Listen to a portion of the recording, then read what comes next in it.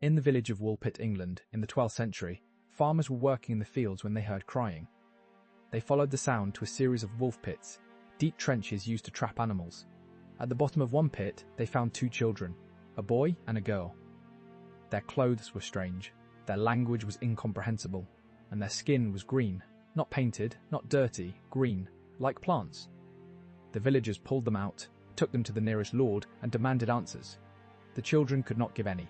They spoke no English, no Latin, no French, no language anyone recognized, and they refused to eat anything except raw beans. Who were they? Where did they come from? This is one of the strangest, unsolved mysteries in medieval history.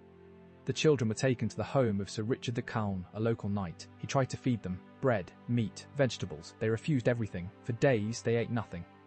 They were starving, but they would not touch normal food. Then, someone brought out raw bean pods.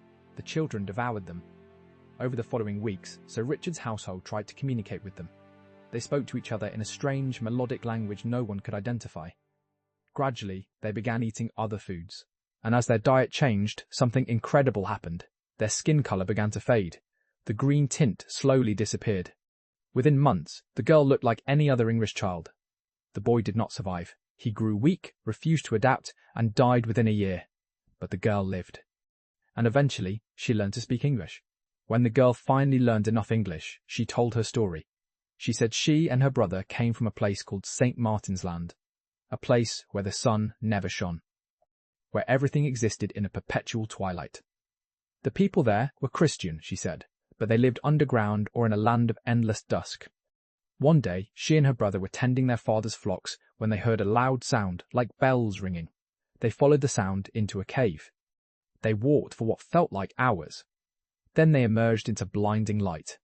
They were in WOOLPIT. They could not find their way back. The villagers did not know what to make of this. Was she describing another country, an underground kingdom, a parallel world? No one could say. Modern historians have proposed several theories. Theory 1. The children were Flemish refugees. In the 12th century, Flemish immigrants fleeing persecution sometimes hid in English forests. If the children lived in dense woods where little sunlight reached the ground, malnutrition could have caused their skin to appear greenish.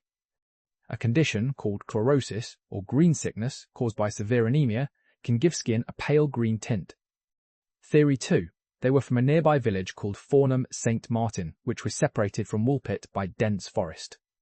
Perhaps they got lost in underground passages or natural tunnels and emerged disoriented. Theory 3, the one favoured by medieval chroniclers, they came from another world. A fairy realm. An underground kingdom. A place that touches ours only at certain points. In medieval belief, such places were real. The girl grew up.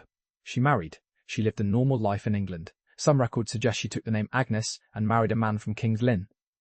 She never spoke of St. Martin's Land again. The boy's grave, if it was ever marked, has been lost to time. Today, the village of WOOLPIT still tells the story. There is a sign commemorating the legend, a pub named after the Green children, but no definitive answers. Were they refugees suffering from malnutrition? Lost children from a nearby village? Or